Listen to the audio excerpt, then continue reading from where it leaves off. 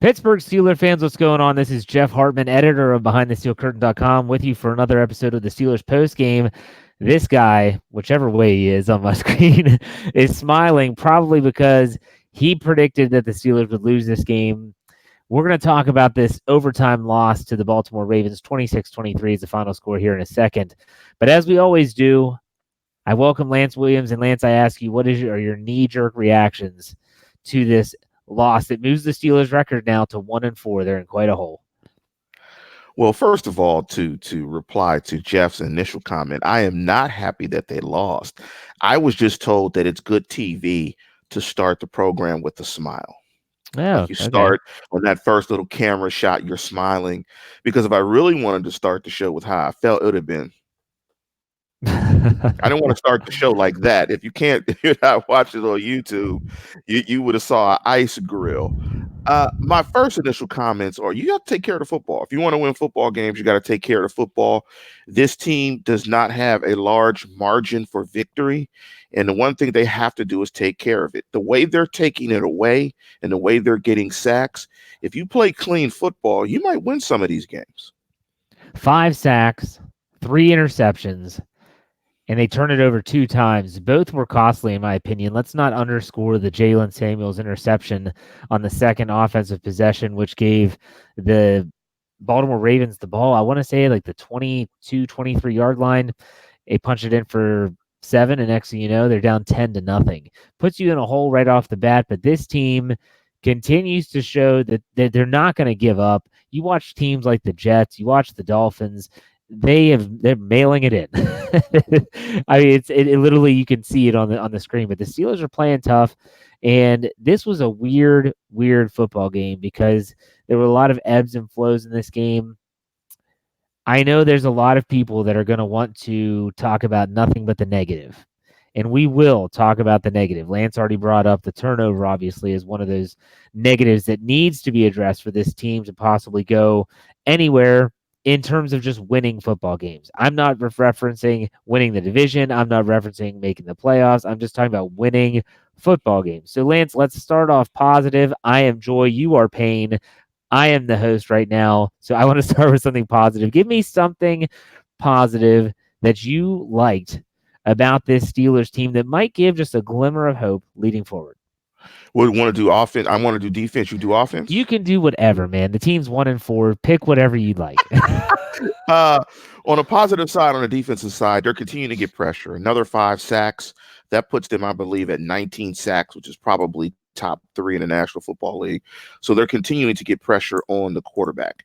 Another positive thing with the defense is that they are getting turnovers. They're turning over the football. They're getting interceptions. They're putting themselves in position to get turnovers. One negative on the defensive side of football, there are still some coverage busts. You see some issues in the red zone. You see some zone coverages getting busted where guys are wide open, tight end throws. I didn't ask for a negative. No, we're not talking about negatives. I just want positives right now. Look at you. You're so negative. I'm fumbling. I'm fumbling. You're so negative that even when I ask you for nothing but positives, you give me negatives. Here's a positive on the offensive side of the football. Pass protection is pretty crispy. And I thought you saw the third string quarterback come in and execute and play confidently and crisply. So those are some positives on both sides of the ball. The passing game seemed crisp. They got some wide receivers open due to play design, and they were pass protecting well. And I thought Hodges came in and played like a confident player. So they're hitting the quarterback, turning the ball over. Third string quarterback, although you don't want him to play in the game, did come in and play confidently. And even in the play where he throws the interception that gets turned over because of a penalty, or gets recalled because of a penalty, that showed a confident player. He was a guy out there trying to make a football play in a confident way and trying to throw the ball aggressively downfield. So I think those are some positives. Yeah, I thought positive. The defense was a big positive for me because on paper, and I know the game is not played on paper, this Ravens offense was going to be a nightmare for the Steelers because the Steelers couldn't stop the run. Lamar Jackson is one of those slippery, athletic, a very fast quarterback, and he's tough to bring down. I thought, especially in the second half, that the Pittsburgh Steelers defense played phenomenal. And there were a lot of different pieces that contributed in a big way. Whether it's TJ Watt had several big plays in the backfield, and I'm not just talking about the sack that he had. I thought Bud Dupree actually played a pretty decent game when it came to containment and forcing Lamar Jackson to stay in the pocket. You had interceptions from Devin Bush. I don't care if it could have, should have, would have been overturned, whatever. That's a great play by the rookie, and that's one that hopefully he'll be able to build on and get better. Mike Hilton continues to play well. Cameron Sutton had a pass breakup early in the game. Minka Fitzpatrick, as advertised, he was the one that led to the Cam Kelly interception, getting his hand on the football. This defense is turning into a really, really formidable unit, except for there's just a few drives, and this is something that's interesting, and I'm not saying it's a negative. It is a negative, but it's just intriguing to me. If you go back, and if I had time, I would, and if you logged every single series that the Steelers go on the field after the Steelers offense scores, it turns into a long time-consuming drive that equals in points. Yes. It's crazy. Wait a minute, Jeff. Jeff, you were supposed to say positives. I am. I'm still going. I'm still talking. You're interrupting me. Okay, I thought the drive. No. I just said that was interesting. I just said that was an interesting factoid, and I wish I had something concrete to pinpoint and say this is how many drives we've done it. But I give them credit in overtime too. This is not going to be talked about, but did Cam Hayward say we want the ball? And they said that he wants to. I mean, the ref even turned his mic off in overtime and made sure. It seemed like he made sure that Cam Hayward said, we want to protect this end zone. We don't want to take the ball. But for me, kudos to the defense for saving Mike Tomlin's butt. Could you imagine if he kicks the ball off in overtime and the Ravens go down the field and score a touchdown and they ends the game? Could you imagine what that would be like? He got massacred, but that was a great decision. And I think the logic around the decision was, we don't think we can end the game with Hodges. We don't think we're going to come out and score a touchdown and end the game. We think we're going to give it back. Tomlin answered that question in his post game, and I know you didn't get to see it. He said that essentially our kickoff return team is that bad. And he literally said this, maybe not verbatim, but he said our kickoff return team is so bad. And the way that they had been handling kickoffs, where Justin Tucker he gets the height on the kick, and so it has like 3 to 4 seconds of hang time almost, that they're getting pinned deep.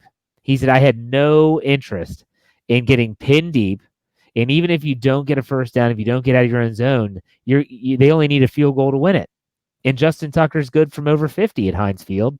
And so he said, I'd rather put my defense out there, see what they can do, get a stop, and then we'll have better field position, which they did. They ended up getting the ball like 36. So, and here's the thing, Jeff, about decisions like that. Your team has to make you look like a genius. Like you said, the defense covered Tomlin if you thought it was a bad decision by getting off the field in 3 plays. They validated the decision by making those plays. He gets off the field. He looks like a genius. If Juju does not fumble the ball, if they go ahead and finish that game out, he looks like a genius. Like your team has to back you up when you make those type of calls. And unfortunately, on the offensive end, they just weren't able to do that. Okay. Let's get to the negatives. There were a lot of negatives in this game. You had already talked about some coverage busts that did happen. I thought that as the Ravens really in the second half tried to dial in on just the run, I don't think they had any interest in Lamar Jackson throwing more interceptions, and so they really wanted to pound the Steelers on the ground. I thought they responded well. I said that earlier, but Lance, what were some other negatives other than the coverage bust that you had from this game? Well, I think it's to your point. It's a symbiotic game, and when you have some momentum, you have to maintain momentum on both sides of the football. I was a bit disappointed when the Steelers were in position to take a stranglehold of the football game, that they didn't seem to turn the brakes off, or not turn the brakes off, or remove their foot from the gas. I get cliches bad, and put a stranglehold on this game by getting the offense the ball back. I mean, the worst thing you can do is score points, then give up points on the next drive. And that was the thing that really stood out to me. It was like, man, they have an opportunity to really change the flow of this game. But then you give up a 7-minute drive for points, and you're like, man, now it's going to be a dogfight. There were just some spots where I thought they could have taken over the game as a defense and did not do that. We say this every post game show, and if you're just a first time listener, you might not have heard this before, but those that have been with us for seasons now in the post game is that the games in the NFL come down to a certain few plays. I thought that the play that decided this game was not a Justin Tucker field goal. It was not a Devlin Hodges completion. It was not a I know Juju where you're going. Smith-Schuster fumble. It was the Ola Adeniyi roughing the passer call, which I'm sorry. It looked to me that he didn't even get him below the knees. And I know I'm a Steeler fan, and I know I see the world through black and gold glasses, but the guy this side of me, if you're watching live on YouTube, he has a more realistic thought. Lance, that was a critical call at a critical juncture. I didn't think that the Ravens were moving the ball on the Steelers at that moment. That call aided them and basically got them into Justin Tucker's field goal range after a few runs. What were your thoughts on that call? I agree 1,000%. Before I give you my thoughts, you were asking for like negatives on the offensive side of football. Yes. Well, any side. Negatives. They got to run the football better. They've got to run the football. I didn't think it was too bad. I mean, what did they finish up with? Let me pull up the game book here. And especially on called runs, scrap the wild card, run the football better. I mean, they got to have confidence in trying to run it. I mean, they ran for a total of 77 yards. But again, I mean, 14 rushes, 55 for Connor. They got to run the football. I mean, you're only getting 19 attempts. And, you know, you're only getting 17 attempts from running backs. They've got to run the football better. I mean, that has to be that has to improve because they have young quarterbacks that they have to put young quarterbacks in positions to convert third downs that are much easier. They've got to be able to run the football. But to that call, that was not roughing the passer. He did not hit him below the knees. He tackled him at the waist. That was a terrible call. That really altered that entire drive because what would have been 3rd and 10 maybe? At least 3rd and 7. At least 3rd and 7. Yeah, that really changed that drive. I mean, who knows what the Ravens do, but I do know this. I mean, your odds are much better in your favor as a defense to get off the field if they don't make that call. I mean, and so they really hamstrung the Steelers. And, you know, it was tough. I mean, it was tough at that point. That call was really bad. That was really a bad call. And to that point, with the Earl Thomas hit on Mason Rudolph, I mean, if that's a roughing, then Earl Thomas's hit should have garnered an ejection. Yeah. The thing for me, and I tweeted this out because I run the Behind the Steel Curtain Twitter feed during games, is that when you're playing a guy like Lamar Jackson, he's so tough to tackle. Because he's so slippery. I guess the best way to describe him. He just gets away from would-be tacklers, and he makes it look so effortless. When you're playing football, and I played it from the youngest age, Lance, how do they tell you to tackle a ball carrier? Got to get your head up. Get your head up, wrap up the legs. Yeah. Wrap up his legs. You got to see what you hit. Well, exactly. But Ola Adeniyi did exactly what every single Pop Warner coach is teaching their players to do. Go for his quads, wrap him up so he can't get away, and take him to the ground. And that's what he did. And they called it roughing the passer. I'm not sure how the NFL is going to view that. I'm sure that Mike Tomlin will be asked about that on his Tuesday press conference. He was not talked about. But I'm going to give you another play. Another negative here. Hold on. Do you want to say? Go ahead. Let me pause you real quick. Let me give you the down and distance. Sure. So, Ola Adeniyi committed the penalty on 2nd and 8. So it would have been 3rd and 8. So it went from 2nd and 8 on Baltimore's 27 to a first down on Baltimore's 42. Yeah. So, which again, once you cross midfield, you're essentially in field goal range. Yes, that's huge. With Justin Tucker. So he can kick an 80-yarder. That guy. Let's talk about another decision. This might not even be talked about. The end of the first half was arguably some of the worst time management I've seen under the Mike Tomlin era. The Steelers get the interception by Mike Hilton.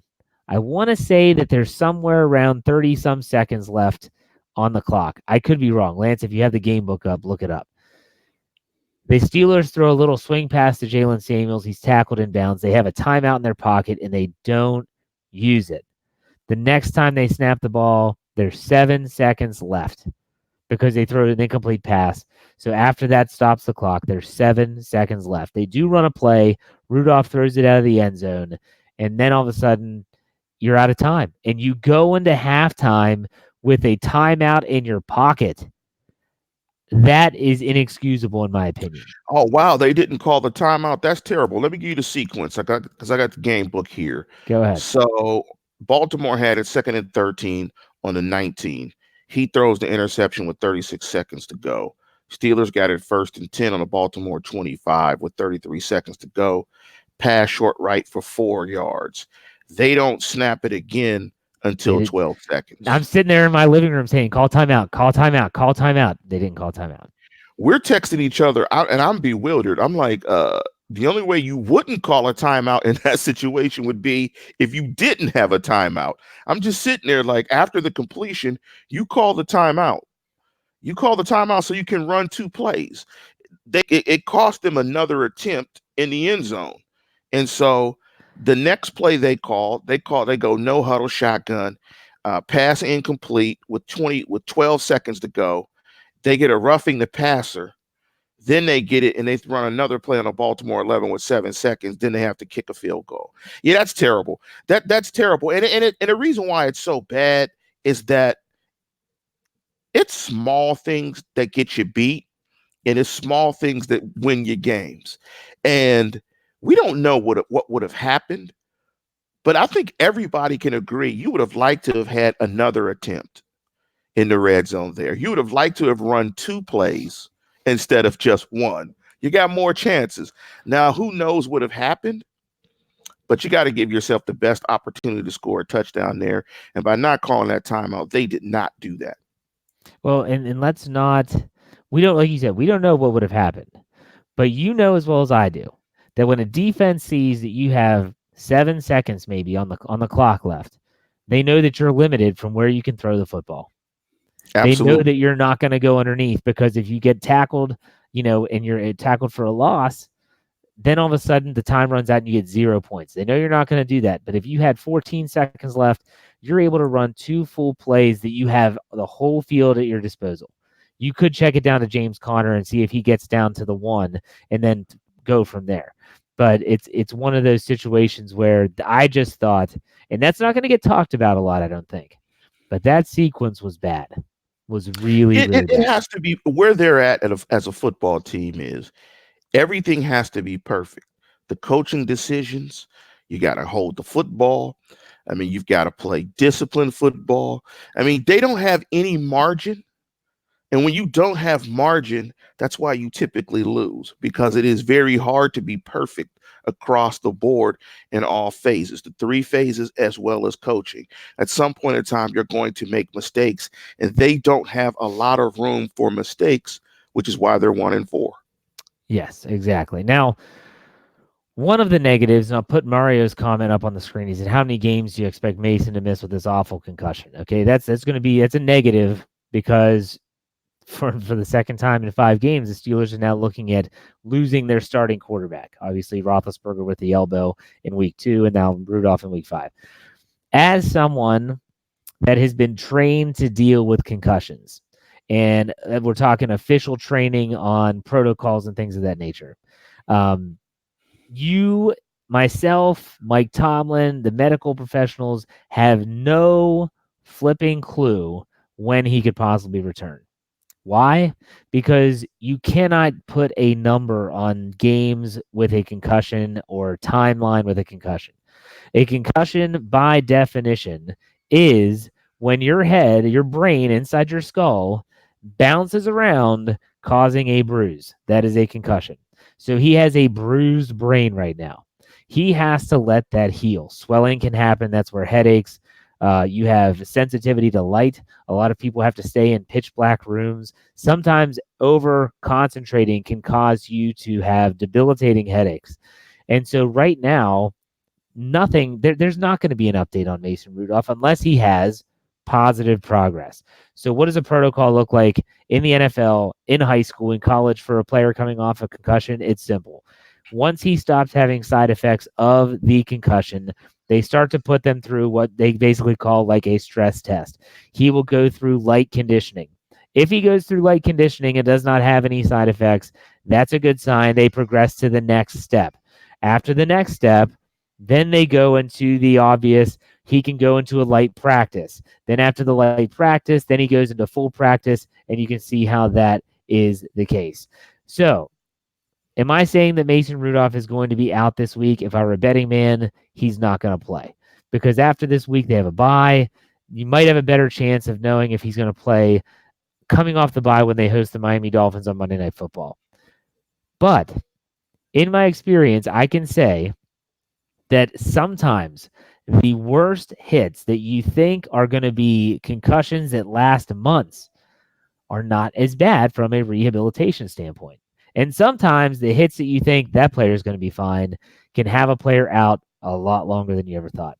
Every single concussion is different. So I didn't want to get into like all the medical stuff, but I did That's want great to info. That's great info. I did want to elaborate for those that are listening, and we have over 300 people in the live chat right now or watching this, that you might hear some medical doctors say, well, he'll probably be ready for week 7. We don't know that. Look, I'll give you a perfect example. If you're a Penguins fan, which I am, I'm a Pittsburgh fan. Sidney Crosby had a concussion a few years ago. He was out for months. Now, it turns out he also had a neck injury that was equating to some issues with that whole situation, but still, you just don't know. You just don't know. So I'll speak for Lance here. We're praying that Mason Rudolph has a good recovery, that he's completely healed off of that, and that he's able to come back and play football again. That was a killer hit. It didn't help that he was getting hit from behind at the same time that Earl Thomas was hitting him high. I would expect Earl Thomas would be losing some money this week. I don't think he'll get suspended. I don't know what his history is though. But Lance, you can go ahead and talk about that for a second. I've talked too much already. I'm going to add. I don't think he's going to play again. Me and my dad were going back and forth as we watched the game, and play again. Period. No. I don't think he's going to play again. Anytime soon, like you're saying, not again overall. I was going to say, I don't think he'll come back. He'll come back. I don't think he's going to play this week. And we were trying to armchair. We stayed at a Holiday Inn Express. We were trying to armchair MD it. And I was just saying, you've got to just wait and see. But I think from a football perspective, because he's such a young player, he's not going to play. He's a player that needs maximum amount of time to prepare. So if there's anything that's going to, if there's a cut into his preparation time this week, he's not going to play. If it were a more experienced guy like Ben Roethlisberger, a more experienced backup who was more comfortable with the offense, that had, numerous starts in the NFL, maybe you could try to rehabilitate him over the course of the week. They introduced a game plan to him late in the week, maybe at a Thursday or a Friday. There's a light walkthrough, and then he could possibly play with limited snaps during the week. Maybe that happens. Because he's so young and they want to get him maximum reps, I don't foresee him playing. And he could be fine. He could be fine on Sunday, actually. We don't know, like you're saying, Jeff. But because his reps will be cut significantly, I think this week he's not going to play. And because Devlin Hodges needs those reps, Hodges is going to be the starter. And I wouldn't even be surprised if they named Hodges the starter internally early this week, because they know they got to get Hodges a ton of snaps. And if you see them go out on a waiver wire and sign a guy as well, that might be a tip as well, because they only got one quarterback on the active roster. They got Paxton Lynch on the practice squad, right? So at bare minimum, they may need to go out and either promote Lynch or sign a quarterback. So that'll kind of tip their hand as well. Oh yeah, absolutely. And they'll have to make that move by Monday, and so you'll have a general idea as to what's going to be going on well before the game on Sunday. So good points there by Lance. So like I said, Mike Tomlin didn't have any update. It wasn't that he was hiding information. It said there is no update to give at this point in time. I will say that the fact that he was sent to a hospital for further evaluation shows that it is probably more of the significant. It is probably a more significant concussion. He was unconscious on the field. That was obvious. It was a scary play. Obviously, shades of Ryan Shazier probably went through him as all Steelers fans' heads at that time. But a lot of people were asking in the live chat, where do they go from here? Well, let me say this, because earlier in the live chat, and there's a lot of people saying a lot of stuff. It's really tough to keep an eye on. They're saying season's over. Season's over. You know what? It might be over, but it might not be over. Here's the thing. They're 1-4. At this point in time, I view seasons like this where the Steelers are playing with house money. Go out every week. No one's going to expect you to win. Like next week, they're going to LA out in California where Lance is to play the Chargers in a soccer stadium. And here we have no one's going to pick the Steelers to win that game. Go out and see what you can do. You are, Jeff. You are. Stop it. I honestly, now I'm going to be honest. I know that the Chargers are banged up, but I don't know much about them at all this year. Haven't gotten to see a lot of stuff. Haven't gotten a lot of, I just haven't had a lot of chance. But I want to bring this up because William posted this in the live chat, William Mallory. And it's funny, Lance, how things come full circle, don't they? It's funny how things come full circle because what we said a few weeks ago, we were slammed for saying just this. And he says this is a rebuild year, period. Forget the playoffs, winning the division and all that. Enjoy it for what it is, not for what it is not. This team will improve and gain experience for next year. That sounds an awful lot like what we said just a few weeks ago. Am I right? I said that Friday. Right? I said that on my last. Yeah, I said it. People hate you, by the way. People hate you.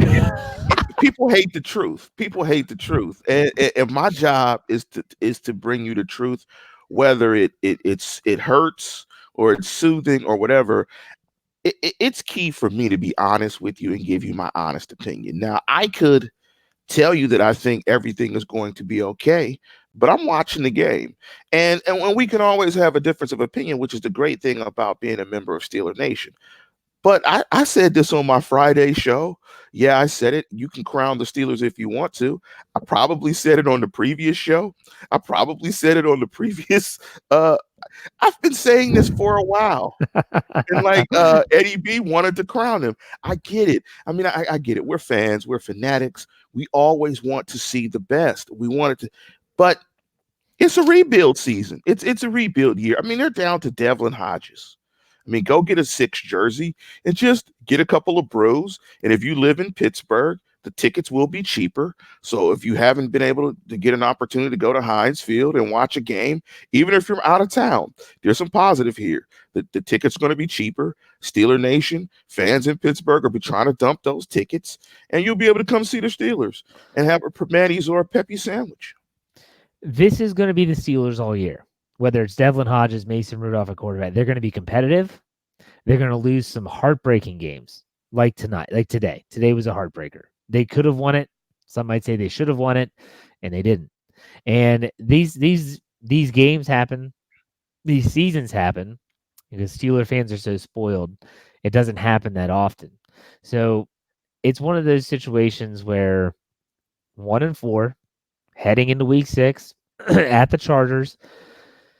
At this point in time, if you go out there and somehow shock the world and beat them going into the bye week, you're 2-4. You got the Dolphins coming off the bye. Then I think you have the Colts coming to town. You have your first matchup with the Browns. Here's the one thing, and a lot of people saying the season's over. The season's not over for us, first and foremost. Lance and I will be here after every game, okay? So for those of you that are not, and I'll say it straight up, if you say the season's over and you're not watching, you're not a real fan, period. You're not. You're a fair weather fan, and you can go where the wind blows you. That's plain and simple. Hey, this is Jeff getting mad too. Like this is rare. I am mad at people that are like that because you know what? If you're a diehard fan and you really do, when you say you bleed black and gold for the Pittsburgh Steelers, if you really believe that, you won't miss a thing.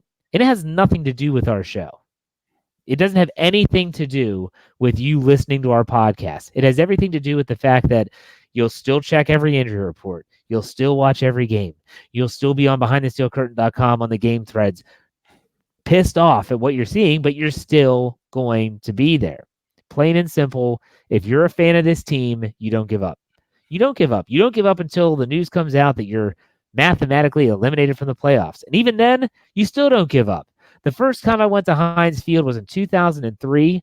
They were 6-10 that year. I had tickets given to me. It was an unbelievable experience. They beat the San Diego Chargers and Drew Brees at Heinz Field, and I saw James Farrier hit LaDainian Tomlinson so hard, I thought he was dead. I'll never forget it. I had great seats, by the way, phenomenal seats. They were 6-10. They won that game, by the way. But it's one of those situations where, for me, I'm not turning my back on this team ever. Lance knows that. I love this team too much. My gosh, I mean, if you haven't figured, I pick them every week. On our prediction show, I said they were 13-3. Deep in my heart, I wanted to say 16-0. Preach, Reverend Hartman. But that's Preach, just me. Reverend That's Hartman. just me. I'm sorry. I didn't want to go off on a tangent. But for those that are in the live chat or in the comment section saying, I'm done, then leave. Leave. Don't come back if they start winning football games either, because you're done. You're done, and we're done with you. Otherwise, if you are someone that loves this team, you might not like Mike Tomlin. That's fine. You might not like some of the decisions that they make, but I don't root for Mike Tomlin. I root for the Pittsburgh Steelers. Can you Period. inject me in there, Jeff? They may not like me as well. So you they might not like me as well. Reverend Hartman. Yes. Is there anything else you want to say before the altar call? No. Go ahead. By all means. Reverend Hartman with the Sunday sermon. Woo, disciplining all you heathens. You may now remain seated. Yes, Reverend Hartman. Let me just synthesize what Reverend Hartman said in the famous words of Florida Evans, James Evans's wife on the famous show in the 70s, Good Times. Damn. That's just what it is right now. It's one of those seasons. And what you hope, and I've come to the realization weeks ago. I've probably said it on I said it. I probably said this is a years ago. And I realized that the demographic and the fan base is very wide. There are a lot of Steeler fans that are really only see them be very successful. I'm a Steeler fan that lived through the 80s and watched them be a very average football team. There are a lot of Steeler fans, and Jeff is probably one of them. Jeff's kind of in that age group. He's like a cower power. Like they've been good for the last 25, 30 years. So you guys aren't used to what it looks like where there needs to be a tear down. That's why I've said the Steeler Nation is squeamish. Steeler Nation doesn't want a rebuild. They want a partial rebuild. They kind of want to jog to the rebuild where it's a rebuild, but we want to rebuild going 10-6 every year, winning the division. And when you're going 10-6 every year, that's not a rebuild. That's like a constant reloading of ammunition and you're putting bullets in the clip. That's not a rebuild. Sometimes you got to tear it down. You've got to be bad. Unfortunately, they don't have any draft picks to rebuild through the draft. And I know there's going to be a slew of comments in the live chat because a lot of those draft picks are gone. But speaking of that, just on a loose topic, speaking of a draft pick, they got to waive Dante Moncrief. They just have to. Yeah, the guy with James Washington, I said this and tweeted this out before the game, and it was they have to week 10 to make that move. They don't have to do it now. So James Washington's hurt. Put him out there. Let him play. You hope he catches a football. And if he doesn't, oh well. Week 10, see you later. We get our comp pick for Le'Veon Bell, and we have another pick in the third round. Or a pick in the third round, I should say. So for me, I wouldn't cut him now. Cut him when you have to cut him. Week 9. So here's the thing for me, but I want to go back to something you said about the 80s and 90s. I was born in 1983, so I, of course, really, really started hitching my wagon to the Steelers when I could remember it. I mean, I've always grown up with a Steelers jersey on my back, but in the 90s was when I really, really started following the team. And the funny thing is, Lance, is that when those years were going on, those were some of the most fun seasons that I can remember. Because you didn't have the expectations that they had on in the last, decade or so. You went into every season thinking, is this the year? I don't know. Let's just try to make the playoffs. That's what we would say. Let's just try to make the playoffs and see if we can make some noise when we get there. And you suffered through the Mike Tomczak eras and the Neil O'Donnell eras and the Cordell Stewart eras and the Tommy Maddox eras. And I'm not suggesting that the Steelers are about to go into that. But what I'm suggesting is that I go back and I start to rehash some of the feelings that I felt during those seasons. And damn it, they were fun. The Tommy Maddox era, the Tommy Gunn mode in 2003 was crazy, but at the same time was a blast. It was a blast. I mean, it was something where, 2001, 2002, 2003, obviously, were those years, but I don't know. I mean, I just love this team. I love watching them play. I wouldn't trade it for the world. Look, jump into that comment by Ryan Leap. Can you put that one up? The Lance is enjoying the Steelers? Yes. There you go. Lance is enjoying the Steelers' misery way too much. This team is a quarterback and 2 untimely fumbles away from 4-1. These guys are going to win down the stretch, could end up 9-6. Well, that's only 15 games, so they'd have to be 9-7 or 10. That's why I wanted you to point that up, because the math was wrong. that's why I wanted to bring that up. All the people in YouTube right now, Lance is that guy, okay? He is that guy. So if you're going to come after him, cross your T's, dot your lowercase J's, and make sure your math is correct, as he's going to point you out. He's going to call you out on it, just so you know. That he's that guy. No misery. I don't, I'm not one of the grammar cops or grammar police. I'm not grammar police. Like math, math, I'm going to hit you on math. I mean, 9-6. I mean, hey. But, I don't find any misery in watching the Steelers lose. I always want the Steelers to be successful.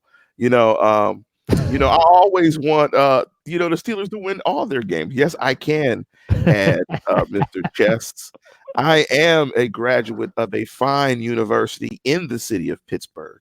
That's I bet true. You guys can't guess that either, because you think I can't add, so you won't guess that university. Me? No, the live chat. Oh, yeah, Carnegie Mellon. Yes, exactly. I do math. Yeah, so yes, I have. But yeah, I mean, it's just one of those years. Yeah. Well, but again, the positive is this defense is getting close. I'm seeing gains defensively. It's getting close. However, I will say this: they have to make a commitment in signing the Gravedigger. They need to sign the Gravedigger. I want the Gravedigger to be a member of the Pittsburgh Steelers. This was his best game of the season today. Yes, the Gravedigger. The Gravedigger can play ball. They need to sign the Gravedigger. But, it is what it is. They've played much better football the last 2 weeks.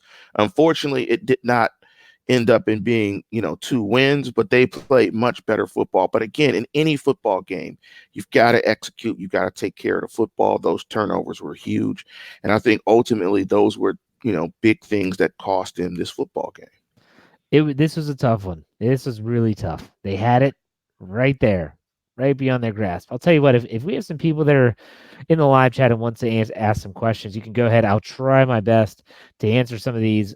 I don't even feel like, we might dive into the stats a little bit, but Vinny asks, what are your thoughts on Bud Dupree?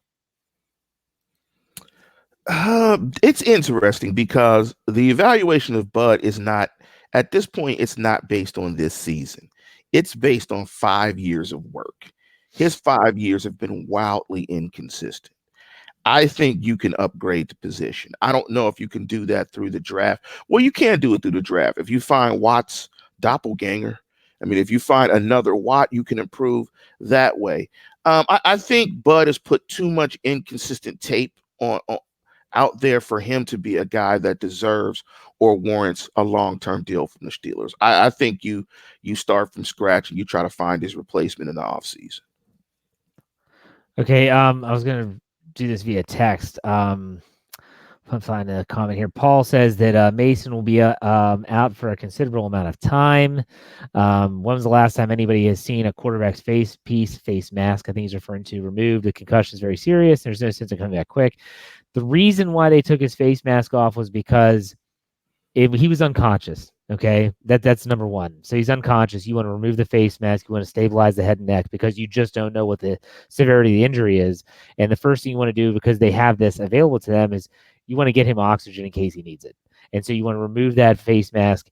You then it turns from, and again, I'm certified in like first aid, CPR, AED, stop the bleed with tourniquets, all that stuff.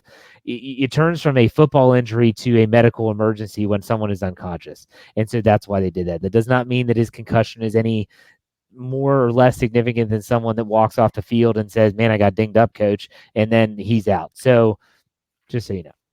This is why Jeff is the best in the business. He's a reverend, and he's a doctor. So he's I'm Doctor. not a doctor. I am not a doctor. The Trust me. Reverend Dr. Hartman. He's also trained. I'm sure you got some sort of certificate in exercising, or I don't know what that's I do called. have a couple certifications there too. Yes. Come on, man. So next time when you see Jeff's name underneath his name, when you see it on YouTube, I'm gonna tell Jeff to put all his certifications like No, MCSC, RD, REV, MD. Like, yeah, I want it to go like all the way under. And the other thing that Jeff is going to do is, because Jeff is trained in all these things, he's going to resuscitate the Steelers season also and give the Steelers season mouth to mouth. He's going to breathe life into the Steelers season and give all of you hope. Do you want a crazy prediction? I'll give you one right now. They win the rest of their games. No, Steelers finish at worst 8-8. That would be crazy. This team is getting turnovers, man.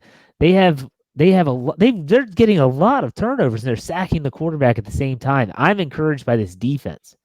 And that's exactly what you said. I agree 100%. The offense is going to have their issues. They do have to, you got to get that quarterback, whether it's Hodges or Rudolph, or I hope it's not Paxton Lynch, but you got to get whoever's in there, you got to get a plan together. It's going to be tough sledding.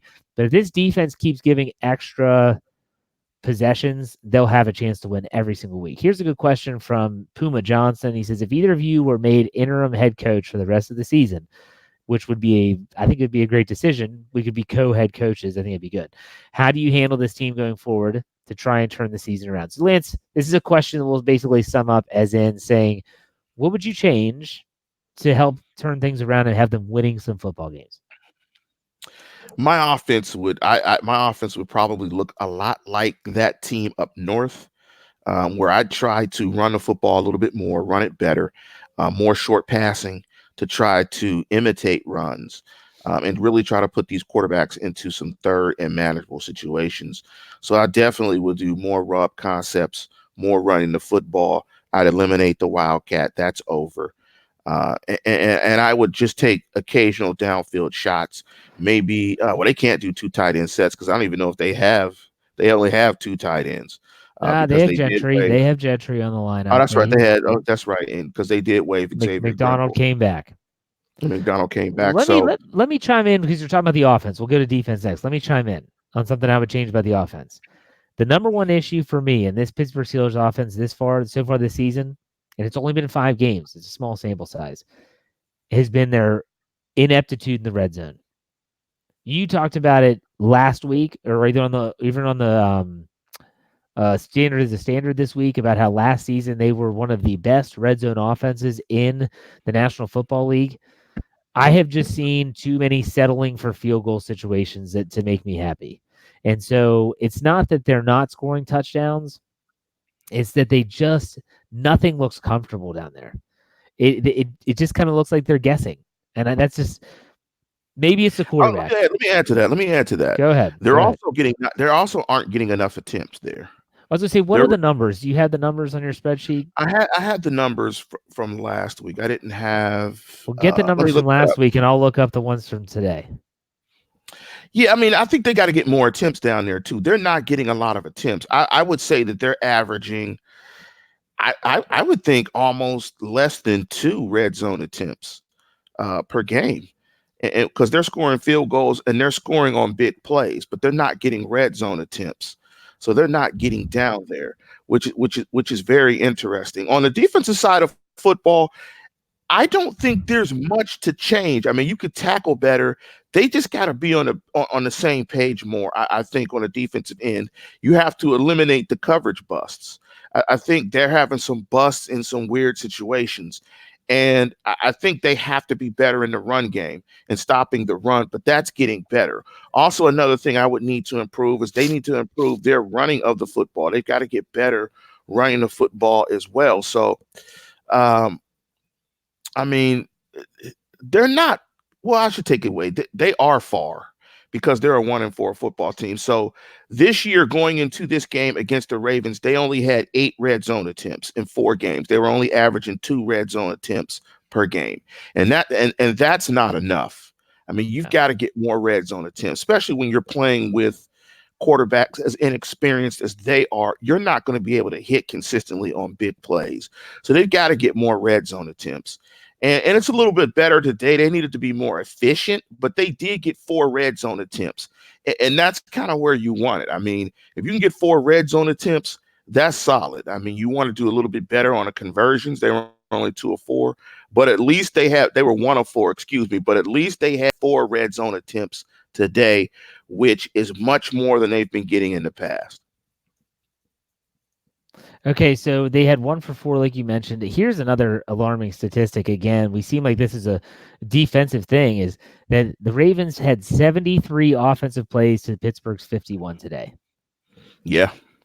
Yeah, and you saw that largely in the first half where the Steelers had only run, by the time they scored the touchdown with Juju, they had only run 9 offensive plays. Yeah. And so you see the tilt there, because I would guess the Ravens probably ran an additional 15 to 17 plays in the first quarter, probably at least double digit more. Yeah, so they're on the field a ton, and I thought that there was some depth today. You saw some depth. I thought Ola Adeniyi, when he had a chance, didn't do horrible. They actually been putting Elliott, who is a player that they picked up on the other side for Dupree. Today when they never, I guess they tried. I can't say they never did because I didn't pay that close attention for the entire 4 quarters. They never wanted Dupree and Watt out at the same time. So if Dupree was out, Ola was in for Watt. If Watt was in and Bud Dupree needed a break, Elliott came in for Dupree. So there you go. So let's go to, let me look at some of these stats here as a team before we call it a show. 3rd down efficiency, the Steelers were 3 for 9. I guess it's pretty much par for the course, right, Lance? Yeah, it's pretty much. I mean, that's another, disappointing, and it's funny. I'm going to give you a weird stat. So they were 3 of 9. 3 of 9 on 3rd down, yes. It's like clockwork. They convert 3 first downs every game. Every game they've converted only 3 first downs. I mean, 3 third down attempts. They are 3 of 12, 3 of 11, 3 of 12, 3 of 9, 3 of 9. The symmetry there is insane. That is insane, and that's a number for Dave Statgig that he would appreciate. I mean, I don't know if I've ever seen that where a team like clockwork converts just 3 third downs. That has to get better as well, because I think what we see with this defense, if this offense can support this defense and limit the snaps, the defense is disruptive. They're taking the ball away and getting sacks. If you can just let them play fewer snaps, sky's the limit for this defense, I think. Here's another alarming statistic. Both teams today were penalized 11 times. And those are just the accepted penalties. That does not include any penalty that was declined for situational purposes. And so I think that's, if I'm Roger Goodell or someone in the league office, that's something they have to figure out. These games are just so riddled with flags that sometimes you get the feeling that A, the game's never going to end, and that B, you don't know what you're watching anymore in terms of penalties and non-penalties. Anything to say about the penalties today, Lance? The pre-snap stuff is killer. Yeah, the pre-snap stuff. I mean, some of the calls were just bad and inconsistent.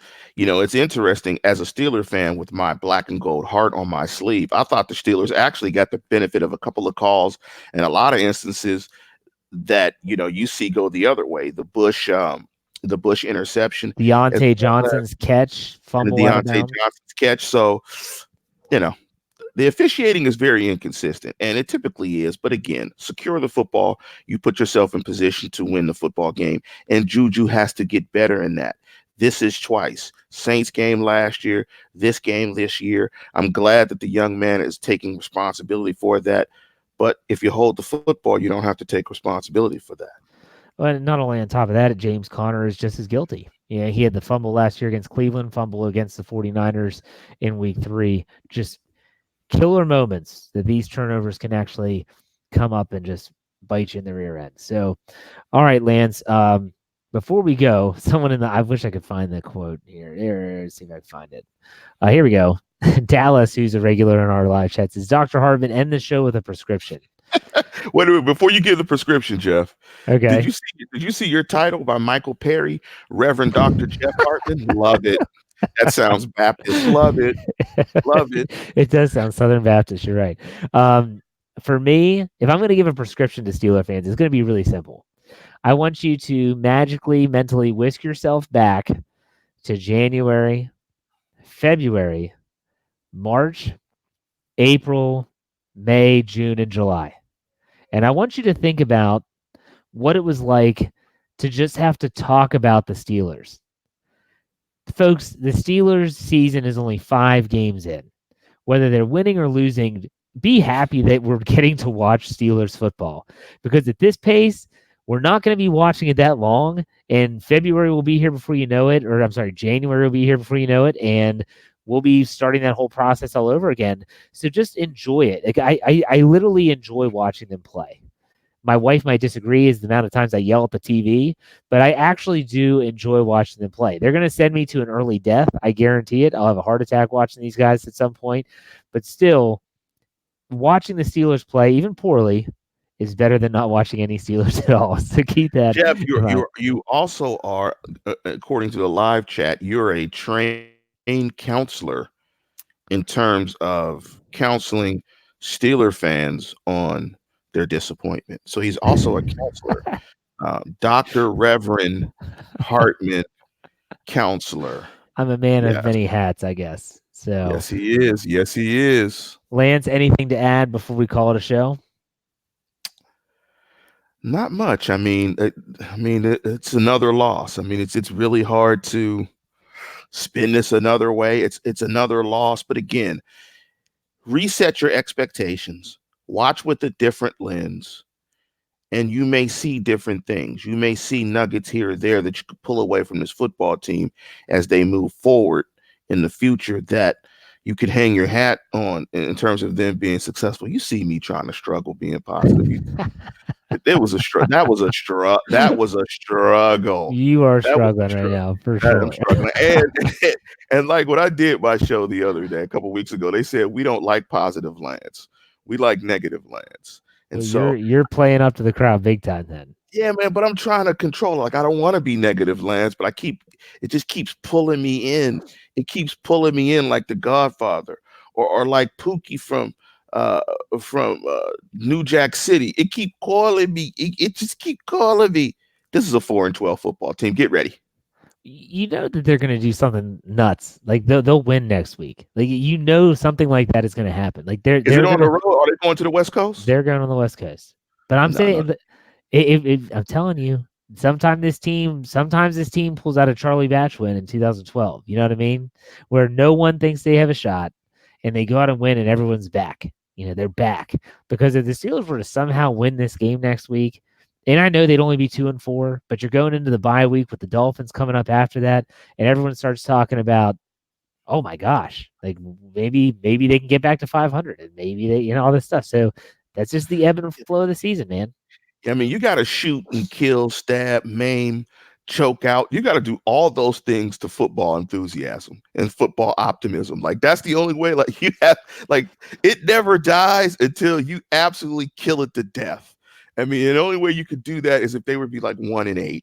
I mean, that's the only way you can kill it. Exactly. But as long as there's a moniker of hope, Steeler Nation, somewhere in Steeler Nation is going to have it. And that beat, it could be faint, but that beat will be, it'll be really faint.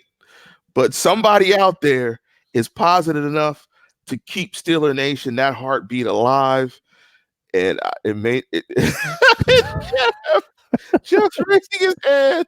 Jeff will be the I'm last that guy, guy. man. I'm that guy when you look at the playoff scenarios in week 15, it says you need every single team and then the high school team to lose to make the playoffs. I'm like, there's a chance. I'm like Jim Carrey, Lloyd Christmas on Dumb and Dumber when he goes, so Mary hit me with it. Like, what are my chances? She goes, I don't know, 1 in 1,000,000. He goes, so you're saying there's a chance. That's me with a Pittsburgh So Jeff, like your pop culture references are you can quote Dumb and Dumber, but you've never seen like Star Wars. What's wrong with you? I've talked about this so many times. I'm not a science fiction guy. I've never seen Lord of the Rings. I've never seen Star Wars.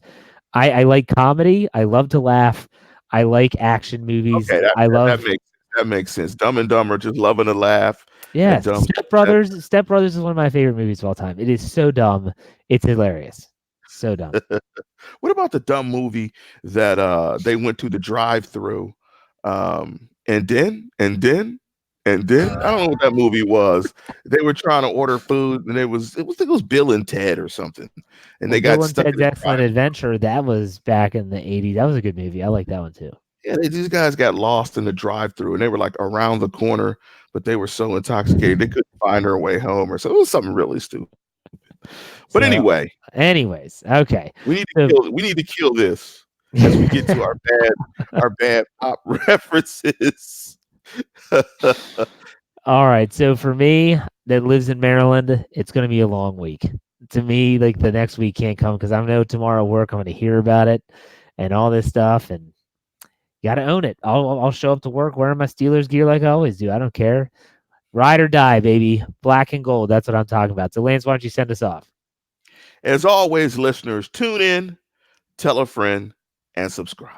We will see you next week. Sunday Night Football next week, actually, I think. It's going to be another Is late it? one for me. I think so. Wow, Sunday So, night against oh, wow, yeah, against San Diego. I hate yeah, Sunday night football games, so do I. actually. So do I. So, all right. We will see you next week after another episode of the Steelers Postgame Show. Thanks for listening. Bye.